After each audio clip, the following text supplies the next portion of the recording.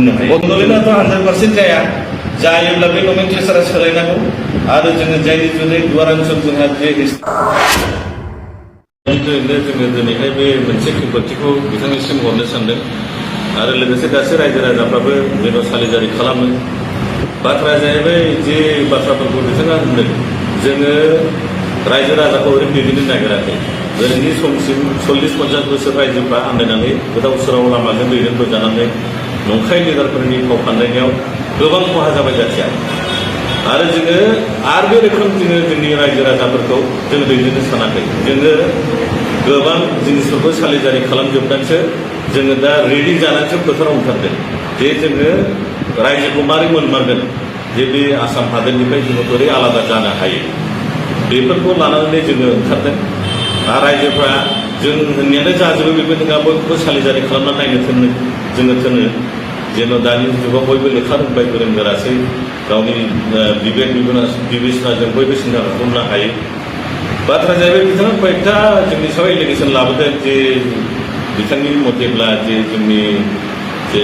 सिनायथिया गोमागोन बा बड'लेण्ड सोदोबा BC BTCआव हाबखाबाय जोंहा रायजो मोननाया खाथां बा खायसेबा होनो जे गामि दानख'खांब्लानो बिटिआरनि रायजोआ जानोसै नाना रखम खोथा आरोखि। दा जोंनि पाब्लिकफ्रा बेफोर खोथाफ्राव गलायजानो नाङा जे सैथोथाया बबे लामाजों थांब्ला मोनमारगोन बेफोरखौ सालिजारि खालामनानै नायनांगौ। बाथ्राया जाहैबाय जोंनि सिनायथिया बा जोंनि जे बर' सिनायथि बा बे एलेकानि जेसेबां सिनायथि बा आदार कमिउनिटिनि सिनायथि रावहाबो सिनायथि गोमाया बेखौ जोङो दाथि भाबै होननो हायो। मानोना भारतनि जेसेबां एलेकाफ्राव दा गोदान गोदान रायजो जानानै थांखांबाय बेफोरनि जेरेखम हमना लादो नोङो अरुणाचलाव बाव थाग्रा जातिफोरनि आइडेन्टिटिया जाहैबाय नोङो सिनायथिया जाहैबाय नोङो आबरनो अकला बकलानो नाथाय बिसोरनि रायजोआ मा रोखोम जादों मोनसे सान ओंखारनायनि रायजो होननानै बुंदों आरो दा बे ग्राउन्डआव बाव थाग्रा जातिफोरनि आइडेन्टिटिया गोमाजोब्बाय नामा आबर अकला बकलानि अरुणाचल रायजो जानायखाय गोमाजोब्बाय नामा? गोमायाखै दाबो दं।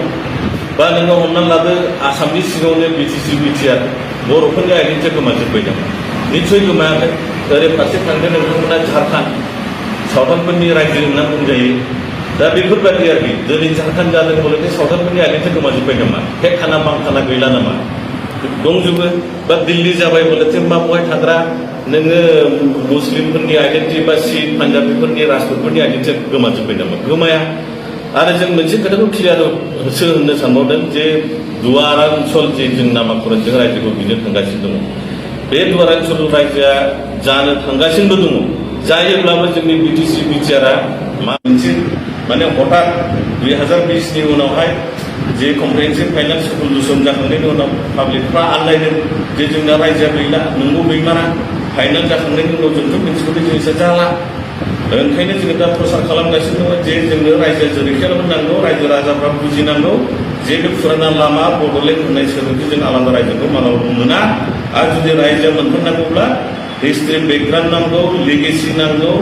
जायनि जुनै जोङो बे जिनिसखौ फोजाखांदों आरो बे दुवार ओनसोल एलेकाया हिस्ट्रि बेकग्राउन्डआव क्लियार बे एभिडेन्सफोर दं ट्रिटिफोर दङ सेन्सुला एग्रिमेन्टनिफ्राय लानानै 1949सिम भारतआ बेखौ रिभाइज खालामबोबाय थादों एग्रिमेन्टखौ पलिसिया जेबो गैया सिम्पल जों जे जा प्रसार खालामदों बे लामाजों थाबायबानो जों दिल्लीसिम जोङो रायजोखौ ओरैनो मोना। दुवार ओनसोल होननानै बुंदों जों नामाकरणआ 18टा दुवार्स दं जोंनि साहा बा बे बेफोर एलेकाखौ लानानै बे एलेकाया हिस्ट्रि बेकग्राउन्डजों जोंनि एलेका जे जोंनि जे लेन्ड दङ बे एलेकाखौ दुवार ओनसोल होननानैसो गोदोनिफ्राय जारिमिनाव लिरनाय दङ। दा बेखौनो होनगासिनो दङ जोंथ' नुनो मोन्दों बिथांमोना पियरलि पलिटिकेलि मटिभेटेड बिसोरनि बेकग्राउन्डआव गोबां मानसिफोर दं जों नामफोरखौ बुंनो सानला आरो बिसोरा बिथांमोना मिथियो हसे UPPL बा एबसुनि थोङैब्ला होनो कमप्रिहेन्सिभ फाइनाल सल्युसन जाबाय बेखौहाय नोंसोरो फानना फैबाय बे जोबथा एकर्ड गावसिनियाव मानो प्रजेक्ट जायाखै होनब्लाथ' पलिटिक्सखौनो ओरैनो नुहुरो बिसिनिब्ला जोबो नोंसिनिबा फुला मा भाषा जागोन बे खिन्थु कमप्रिहेन्सिभ फाइनाल सल्युसना जों होनो बे जोबथा माने जोबथा बे लामाजों नोंथांमोना आरो बर' जाथिखौ दैदेननो हाया। आं होनो बड'लेण्डआ जिबनावबो जाया मोनसे जाति कमिउनिटि बेसिसनि नामै जाया खिन्थु नोंनि नमेनक्लेचारा सोलायनानै जुदि फ्लेक्सिबल नामै जुदि खालामोब्ला अब्ला प्रत्येक जाति भाषाजों जुदि नाजावखानाय जुदि जायोबा होमब्लासो नोंनि रायजोआ जागोन। बाथ्राया जाहैबाय बेनि प्रुफ मानो जाया बिदिबो कुइसन फैगोन ना मानो जाया माने भारताव 2000नि बांसिन जनजाति सिक्रिटि जातिफोर दङ माने भाषानि मानसिफोर दङ दा मोनसे जातिनो जुदि लेन्ड एलटमेन्ट होयोब्ला दब्लायसे होयोब्ला 1 बिघा होयोबा 2000 जन फिसालानो होनांगौ ना होआ बे लजिकखौसो होनगासिनो दं जोङो आरो मोनसे आर्टिकेल 244A होननाय दङ जोंनाव आसामावल' दङ बेवहाय अट'नमास स्टेट जायो बेवहाय होनदों आसामनि कुछ जनजाति क्षेत्रों को लेके मैंने संविधान को इस तरह का अधिकार दिया गया कि जनजाति को क्षेत्रों को लेके एक संयुक्त राज्य की स्थापना की एक माने मोनसे मा होनदों जोङो प्रसेस बा जोङो मोनसे संविधाना राइट होदों दानिया नोंथांमोना नायनो हागोन बेहाय होनदों जनजाति क्षेत्रखौसो होनदों माने ट्राइबेल एरिया माने मेजरिटि जाबायना दानि बे बिटिआर दानख'नायनि गाव दानख'नायनि फर्मुला ट्राइबेल एरिया मेजरिटि खालामनो नागिरदों खिन्थु जोङो आरो खाना जायगा थांबावगासिनो दं आर्टिकेल 244A मोनसे जाति कमिउनिटि बेसिसनि नामै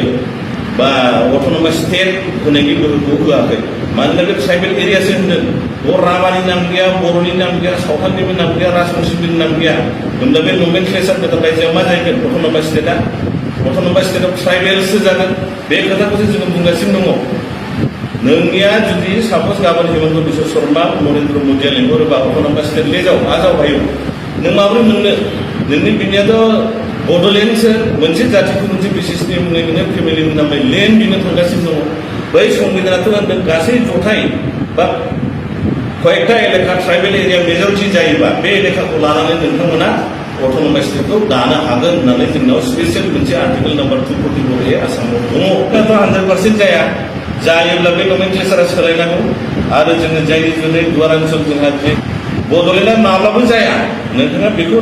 सोंबाय थादों आं होनदों बड'लेण्डआ जिबनावबो जाया मोनसे जाति कमिउनिटि बेसिसनि नामै जाया खिन्थु नोंनि नमेनक्लेचारा सोलायनानै जुदि फ्लेक्सिबल नामै जुदि खालामोब्ला अब्ला प्रत्येक जाति भाषाजों जुदि नाजावखानाय जुदि जायोबा होमब्लासो नोंनि रायजोआ जागोन बाथ्राया जाहैबाय बिनि प्रुफ मानो जाया बिदिबो कुइसन फैगोन ना मानो जाया माने भारताव 2000नि बांसिन जनजाति बाथ्रा आंथ' मोजाङै मिथिया मा नामाकरणखौ मोजाङै मिथिया नङा माबा सुरक्षा मन्त्रिनि माबानो आरो बिथाङा बेसे गिदिर लिडार आं बेखौबो मोजाङै मिथिया आरो बिनि खोथा बाथ्राथ' नोङो गासिबो स्लेट लेंगुवेज माने नाङा फाङा नांलायनो लुबैनानै माबा मोनसे बे रोखोम कारेक्टार थाङा होमबा बे रोखोमनिसो जों मानसिखौ नुनो मोनो आरो 3 नम्बर खोथाया जाहैबाय जे जोंनि माबाया संबिधानाव हाबखाबायनो माने भाषाया संबिधानाव हाबखाबाय बा ओइथ सिडिउलाव हाबबाय थिगैनो दङ खिन्थु बाथ्राया जाहैबाय जुदि संबिधानाव हाबखानायब्ला मानो आर्टिकेल नाम्बार 23 मथे बा आर्टिकेल नाम्बार 244A मथे मानो फुल फ्लेजेड स्टेटखौ लाबोनो हायाखै मानो नोङो दिनैनि दिनाव बिटिआर बिटिसि बिएसि बियो एखे स्टेटास काउन्सिल थारमाने जों मारासो होगासिनो दं माइ मारा जेरखम मोसौआ मारा होयो माने जुदि जोंनि संबिधानाव हाबखानायब्ला जे मोनथारनोसै जोङो रायजोखौ जोंफोरालाय आर्टिकेल मथे नोङो आलादा रायजो मोननांसिगौ दा बेबादि जोङो गोजौआव दावखोआखै गुबुन गुबुन साइडनि जायगाफोरखौ नोंथांमोना नायनो हागोन लादाख डिस्ट्रिक्टनिफ्रायनो एन्ट्रि जादों कयेकटा जायगा दं डिस्ट्रिक्टनिफ्राय डाइरेक्ट स्टेट जोंनाथ' बिदि दावखोआखै दा बेफोरबादि आरो जोङो गोबां सालिजारि खालामनानै नायजोब्बाय बड'लेण्ड स्टेटआ मालाबाबो जाया बे मोनसे जाति कमिउनिटि बेसिसनि मुङै बा फोलेर गथ्र समुदायनि मुङै मोनसे फेमिलिनि नामै जे भारताव दानि गोदान भारताव बड'लेण्ड होननाय मालाबाबो जाया जों बेखौसो होनदों जों होनदों बिनि बड'लेण्ड होननायनि नमेनक्लेचारा लिंगुइस्टिक लाइनजों मा जायो नमेनक्लेचारा बिनि अर्थआ मा जायो बिनि मा होनो मिनिंआ मा जायो बिनि ओंथिया मा जायो जोङो दावराव देखेब बिथांखौ बेखौसो होनदों माबाबो खहा जाया बा जोंनि आइडेन्टिटिया गोमोरा जेरखम नोंथांमोना मिथिगौ मेघालयनि सिङाव जे खासि हिल जयन्तिया हिल बेफोरो 6 सिडिउल एरिया बा नोङो अट'नमासफोर दङ दिनैनि दिनाव मेघालय जादों बोलेथे माबोरै खासियाफोरनि नोङो माबाफोरनि आइडेन्टिटिया गोमाजोब्बाय नामा गार'फोरा गोमायाखै दा बेफोरबादि खोथा आरोखि ओंखायनो नंखाय बेबादि गोदाव सोराव खोथा होननानै पाब्लिकखौ गन्दगल माने गुलुं गुजुं खालामनो नाङा जे जोङो रायजो मोननो थांगासिनो दङ रायजो मोनखांब्लाबो जोंनि सिनायथिया अराय थागोन आरो लोगोसे बे जे नोङो बिथांमोननि जे बड'लेण्ड कनसेप्ट बेजोंहाय जुदि रायजोआ मोनोमोनबा बे बिटिसि बिटिआरआ जोंनि नुनायाव थाया मानोना बे डिजल्भ जागोन मानोना मोनसे जाति कमिउनिटि हारिनि मुङै जुदि मोनोमोनब्ला होनदों आरो मोनोब्ला बे अट'मेटिकलि डिजल्भ जागौमोन होमब्ला जोंनि जे रैखा कवचफोर दंमोन ट्राइबेल माहारिफोरबो जे रैखा कवच बे 6 शिड्युलफ्राव दंमोन बिसोर गासिबो माने धुलिसात जाजोबगोन डिजल्भ जागोन बेयो माने रद्द जाजोबगोन गासिबो दा जोंनि दुवार ओनसोल खनसेबा जाहैबाय रायजो मोनोब्लाबो जेरखम मेघालयनि आन्दारावहाय नोङो 6 शिड्युलफोर दं नोङो मिज'रामनि आन्दाराव 6 शिड्युलफोर दङ लुसाइ मार नोङो लाइ बेफोरो एजिटिस थागोन होमब्ला जोंहा डाबल एडमिनिस्ट्रेटिभ मोननो थांगासिनो दं मोननै प्रशासन मोनसेया जाहैबाय बिटिसि बिटिआरनि मोनसेया जाहैबाय नोङो दुवार ओनसोल एलेकानि बा दुवार ओनसोल प्रदेशनि डाबल एडमिनिस्ट्रेटिभ जोंहा बेनिफिट दङ डाबल सोर नोंसोरो प्रमदफोराव सालायो ना हाग्रामा सालायो सालायबाय था जोंहा बुंनांगौ जेबो आपत्ति गैया आरो मोनसेया मोनबावगोन मा जे गासै दुवार ओनसोलखौ लानानै नोङो मोनसे आलादा रायजो मोननो थांगासिनो दं आरो बिनि एडमिनिस्ट्रेटिभ आरो बिनि उनाव बिथाङा होनदों जे मा होनो बर' जे नोंसोरो सिनायथिखौ बेकग्राउन्डआव फोजोबगोन जों होनदों जोंनि अरिजिनालिटि जोंनि सिनायथिया जोङो काछारिखौ माने मेस बर' मेसे बर' कछारि जोंनि अरिजिनेल आइडेन्टिटिया बिसोर जोंहा बर' होननानै सिनायथि लानायाव जोंहा लाजिनांगौ जेबो खोथा गैया जोंहा प्राउडसो जायो जे जों बर' दा बिथांमोना बुंदों बर' जों दाखालिबो होनखांबाय बड'नि खुनु अरिजिन जेबो गैया जोङो आसलथे जोङो बर'सो आरो जों ओरैहाय नोंथांमोना मिथिगोन ओरैनिखौ नों काछारि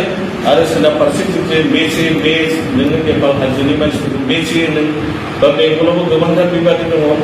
बा टट'जात माने टट'पारानो मेसपारानो बेबादिसो जोंनि सिनायथिया ओंखायनो नों जारिमिनखौ बिसोरसो बारस'दों जों बारस'वाखै दा जों जारिमिनखौसो बोखांदों ओंखायनो जोंनि सिनायथियाबो गोमाया बे नंखाय गलाय खुस्लायनाय बाथ्रा ओंखायनो रायजो राजाफोरखौ खावलायो जेन' बिथांनि बे गोदाव सोराव होनलाबायनाय बाथ्रायाव जोङो बल जानो नाङा माबा गौतम बुद्धआ माबा बर' मोनलायनो बड'निफ्रायबो फैदों होनलाबायो मा डकुमेन्टेसन दं बिथांनाव जुदि गौतम बुद्धआ बड'निफ्राय बड' जादोंब्ला दानि बर'फ्रा गासिबो बुद्धिस्ट जाजोबनो नाङा बेहाय बुद्धिस्ट जाजोबनांगौ ना बेहाय जोंथ' बुद्धिस्ट नङा जोंनि सिनायथि दं जोंनि धोरोम दं जोंनि मा होनो कालसार दं गासिबो आलादा बेफोरबायदि खोथा आरोखि बुद्धि गैया बिजौ गैया नाना रखम खोथा बे माने बिथांमोना दावराव दैखांनि बाथ्रा आरो नोंथां आंथ' मोजाङै मिथिया मा नामाकरणखौ मोजाङै मिथिया नङा माबा सुरक्षा मन्त्रिनि माबानो आरो बिथाङा बिसिगिरि लिडार आं बेखौबो मोजाङै मिथिया आरो बिनि खोथा बाथ्राथ' नोङो गासिबो स्टेट लेंगुवेज माने नाङा फाङा नांलायनो लुबैनानै माबा मोनसे बे रोखोम खारेक्टारिं खालामा बे रोखोमनिसो जों मानसिखौ नुनो मोनो आरो 3 नम्बर खोथाया जाहैबाय जे जोंनि माबाया संबिधानाव हाबखाबायनो माने भाषाया संबिधानाव हाबखाबाय बा 8 शिड्युलाव हाबबाय थिगैनो दङ खिन्थु बाथ्राया जाहैबाय जुदि संबिधानाव हाबखानायब्ला मानो आर्टिकेल नाम्बार 2 मथे बा आर्टिकेल नाम्बार 244A मथे मानो प्रुफ स्टेटखौ लाबोनो हायाखै मानो नोङो दिनैनि दिनाव बिटिआर बिटिसि बिएससि बियो एखे स्टेटास काउन्सिल थारमाने जों मारासो होगासिनो दं माइ मारा जेरखम मोसौआ मारा होयो माने जुदि जोंनि संबिधानाव हाबखानायब्ला जे मोनथारनोसै जोङो रायजोखौ जों नालाय आर्टिकेल मथे नोङो आलादा रायजो मोननांसिगौ दा बेबादि जोङो गोजौआव दावखोआखै गुबुन साइडनि जायगाफोरखौ नोंथांमोना नायनो हागोन लादाख डिस्ट्रिक्टनिफ्रायनो टेरिटरि जादों कयेकथा जायगा दं डिस्ट्रिक्टनिफ्राय डाइरेक्ट स्टेट जोंनाथ' बिदि दावखोआखै दा बेफोरबादि आरो जोङो गोबां सालिजारि खालामना नायजोब्बाय बड'लेण्ड स्टेटआ मालाबाबो जाया बे मोनसे जाथि कमिटि बिसेसनि मुङै बा फोलेर गथ्र समुदायनि मुङै मोनसे फेमिलिनि नामै जे भारताव दानि गोदान भारताव बड'लेण्ड होननाय मालाबाबो जाया जों बेखौसो होनदों जों होनदों बिनि बड'लेण्ड होननायनि नमेनक्लेचारा लिंगुइस्टिक लाइनजों मा जायो नमेनक्लेचारा बिनि अर्थआ मा जायो बिनि मा होनो मिनिङा मा जायो बिनि ओंथिया मा जायो जोङो दावराव देखाय बिथांखौ बेखौसो होनदों जोंनि बड'लेण्ड लेण्ड दा बेफोरबादि डाइरेक्ट मोनसे जाथि कमिटिनि बेसिसनि नामै दानि भारत हादराव गोदान रायजोखौ जाया होनो जों ओंखायनो जों होनदों जेरखम अरुणाचल बिनि डिफिनिसन अर्थ मिनिङा मानेया अरुणाचलनि मानेया संस्कृतनि सोदोब बियो जिस दिशा से सूरज उगता है उसी दिशा को उदयाचल कहता है आरो दा बेयाव थाग्रा जेसेबां जाथि भाषानि मानसि दं बिसोरनि आइडेन्टिटिया गोमाजोब्बाय नामा दावराव देखायनायनि मथेलाथ' गोमाजोब्बाय दा गैला बहाय गुबुन हारिफोरसो हयथ' जंगलि मंगलिसो दङ बा जोंनि आसामावनो दा जोङो बिटिसि बिटिआर जोंनि आइडेन्टिटिया गोमाजोब्बाय नामा गोमायाखै थिग बेबादिनो जोङो गोबां रायजोफोरखौ सालिजारि खालामनो नायजोब्बाय भारतनि खुनु मोनसे एलेकायाव गोदोनिफ्राय लानानै गोदान जे रायजोफोर जादों मोनसेबो जाथि कमिउनिटि बेसिसनि मुङै लेन्ड डेभेलपमेन्ट जानायखौ जों नुनो मोनाखै। नोंथांमोना नायनो हागोन लादाख माने हाई माने रेंज माउन्टेन एरिया बेयो मोनसे मा होनो प्रभिन्स बेवहाय ले कारगिल लादाख बे लेखाफ्रा थायो माने लिडिं टु ए माउन्टेन पिक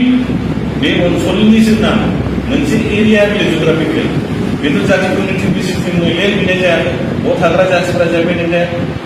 आर्यान लेपचा तामां बेबादि नाना रोखोम जाथि मोनगोन। आरो बिथाङा होनदों